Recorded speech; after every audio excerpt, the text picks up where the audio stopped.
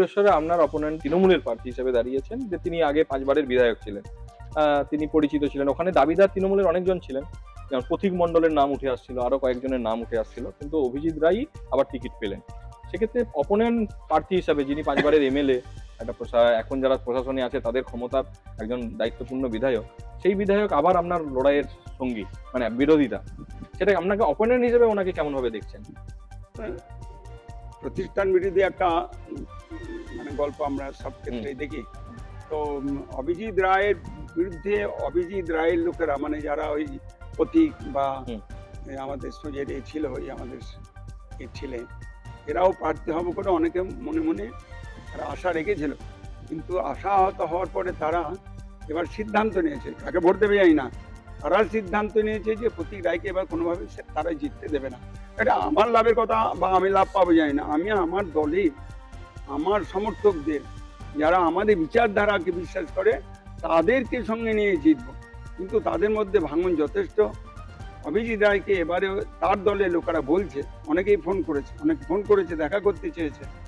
আমি বলেছি একটু অপেক্ষা করো ভাই, এখনই তুমি অত্যন্ত ইমোশনালি কথা বলছো, কালকে আবার তোমার দল তোমাকেই কোনো রকম চাপ দিলে তুমি ওদিকে সরে যাবে। কিন্তু ও দলের মধ্যে প্রচন্ড এই সমস্যাটা এসে গেছে। মানে তৃণমূলেরকে হারানোর জন্য তৃণমূল যথেষ্ট। একদম, এটা বিজেপির ক্ষেত্রেও তাই ছিল। আচ্ছা, 19 নির্বাচনে আমি লোকসভায় জিতিনি, তার কারণে আজকে বলছি, সেদিন বিজেপির আমাদের যারা টিম বিজেপির মধ্যে ছিল, তারা মনে করেছিল দুধ কুমার দাস যদি জিতে যান তাহলে আমাদের মাথার উপর সব থেকে ছুরি ঘোরাবেন।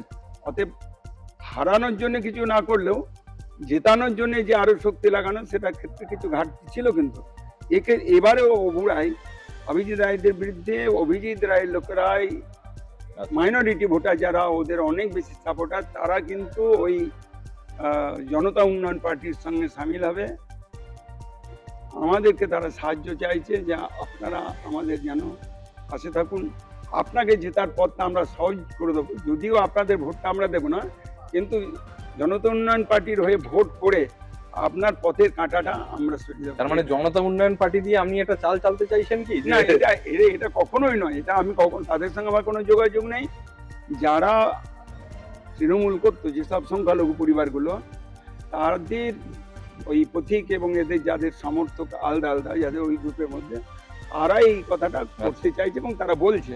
এখন দাঁড়াবে কি আমি শেষ পর্যন্ত জানি না, কিন্তু আমার দৃঢ় বিশ্বাস যে এবছরে অভিজিৎ রায় বিপুল ভোটে তার পরাজয় হবে, পরাজিতও হবে। পরাজয় দ্য সহজ পাঠ, সহজ কথা, সঠিক তথ্য।